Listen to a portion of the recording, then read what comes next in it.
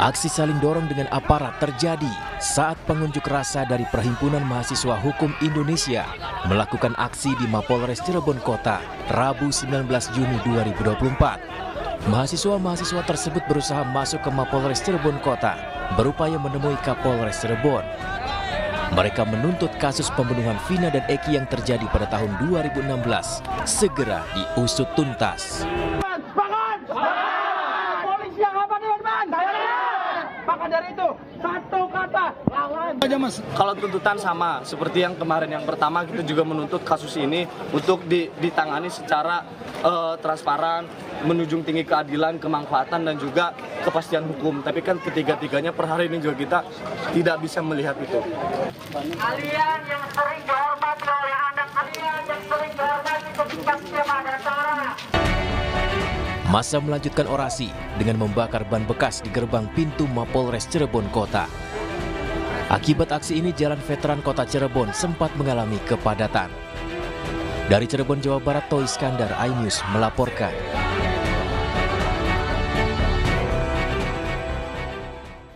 Pemirsa, fakta lain perihal kasus Vina baru terungkap. 7 terpidana sempat mengajukan gerasi pada tahun 2019 silam, tetapi ditolak oleh Presiden.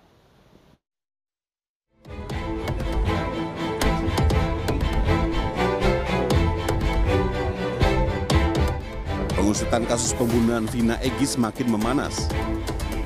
Fakta baru terungkap dari Polda Jawa Barat di mana saat konferensi pers, Kadif Humas Polda Jabar mengutarakan para terpidana sempat ajukan gerasi kepada Presiden. Dan ini yang belum diungkap sebelumnya, yaitu para pelaku juga sempat mengajukan gerasi kepada Presiden. Gerasi tersebut disampaikan oleh para terpidana pada waktu itu, jadi diajukan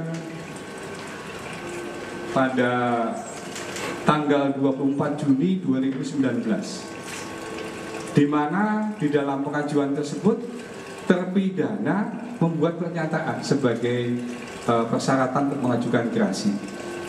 Salah satunya sebagai masukan buat teman-teman sekalian. Ada 7 pelaku yang saat itu mengajukan gerasi dan pernyataannya sudah dibuat oleh mereka dan ditangani secara lengkap sebagai persyaratan. Salah satunya adalah mereka membuat pernyataan seperti ini, saya bacakan. Saya menyadari sepenuhnya perbuatan saya salah dan menyesali akibat perbuatan saya yang menyebabkan penderitaan bagi keluarga korban maupun keluarga saya sendiri. Pernyataan ini dibuat secara sadar, tanpa intimidasi dari siapapun karena sudah menjadi terpidana, kemudian diajukan kepada Presiden. Sementara itu, Menteri Hukum dan HAM Yasona Lawli merespon terkait kabar permintaan gerasi 7 terpidana kasus pembunuhan Vina dan Eki yang ditolak Presiden pada tahun 2019 silam. Tapi itu betul ya Pak ya? Minta gerasi kepada Presiden, meminta gerasi kepada Presiden dan ditolak, itu pertimbangannya apa Pak? Oh, saya harus cek dulu itu dulu. Tapi itu betul ya Pak ya, artinya Pak? Belum cek saya, belum cek. Permohonan gerasi dari 7 terpidana kasus Vina pada 24 Juni 2019 lalu ditolak. Kini kasus pembunuhan Vina dan Eki kembali dibuka. Polda Jawa Barat telah menangkap Peggy Setiawan alias Perong yang telah ditetapkan sebagai tersangka dan otak pembunuhan Vina. Peggy pun terancam hukuman mati. Tim Liputan iNews melaporkan.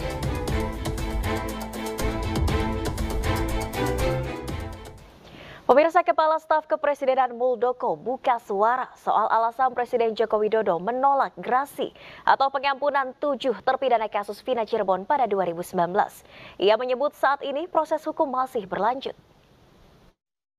Itu mengajukan gerasi ke Presiden tahun 2019 tapi ditolak Pak. Timbangannya apa Pak?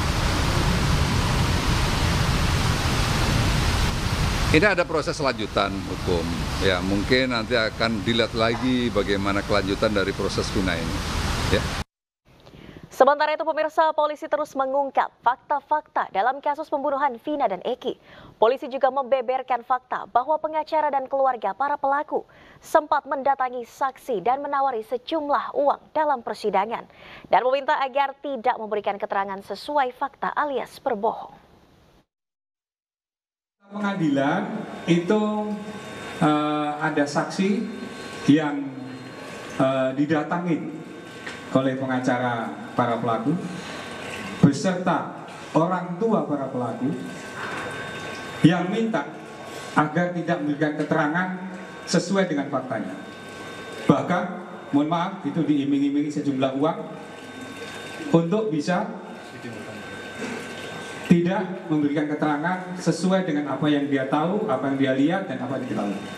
Jadi, tadi pertanyaan dari Mas, sangat dimungkinkan nanti akan ada LP berikutnya apabila kasus ini nanti akan berlanjut. Namun saat ini Polri sedang fokus untuk penanganan penuntasan kasus Ananda almarhum Eki maupun Ananda kasus Vina. Ya pemirsa, benarkah ada saksi dibayar untuk tidak berbicara fakta di kasus kematian Vina dan Eki? Berikut cuplikan dialog bersama Direktur Lembaga Kajian Strategis Kepolisian Indonesia atau LEMKAPI, Edi Hasibuan, dan pengacara Peggy Marwan Iswandi dalam program iNewsroom dengan Aldi Hawari.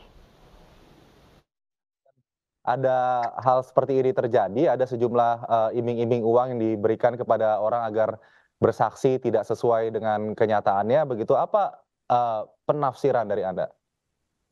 Tentu pertama adalah kita prihatin ya. Ada oknum pengacara ya. Jika memang ini ada yang melakukan seperti, saya kira itu betul-betul itu merupakan suatu bentuk pelanggaran hukum ya. Paling tidak ada upaya-upaya untuk menghalang-halangi proses penyidikan yang saat ini dilakukan oleh Polda Jawa Barat ya.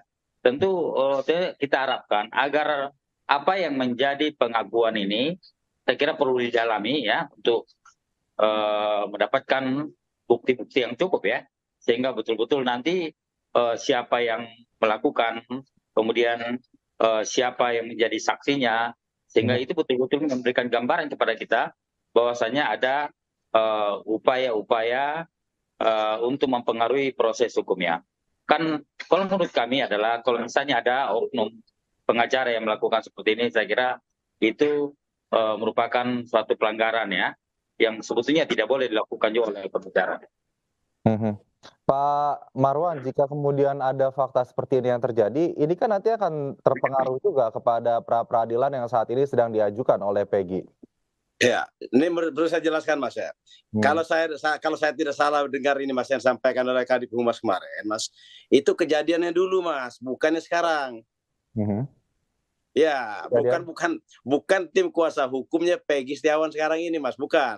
Bukan pengembangan penyelidikan tahun 2024 saat ini. Bukan, itu 2016 dulu yang diceritakan oleh Kadif Humas itu Mas. Kalau saya nggak salah dengar ya. Oke. Namun kan kemudian isu ini kembali bergulir Pak di tahun 2024 ini dan publik kemudian mulai mempertanyakan akan adanya iming-iming uang tersebut begitu yang mungkin nantinya bisa memberatkan klien Anda begitu atau mungkin. Oh enggak Mas. Kalau kami tidak usah iming-iming pakai uang pun kami udah benar Mas. Saya tetap optimis Mas. Nggak usah kita pakai iming-iming uang.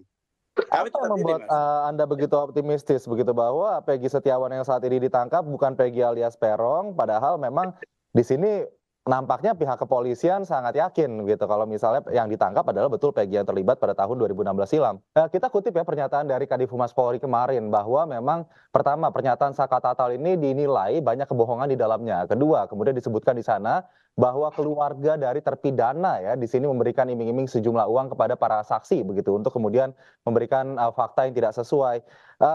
Bagaimana tanggapan Anda terkait ini?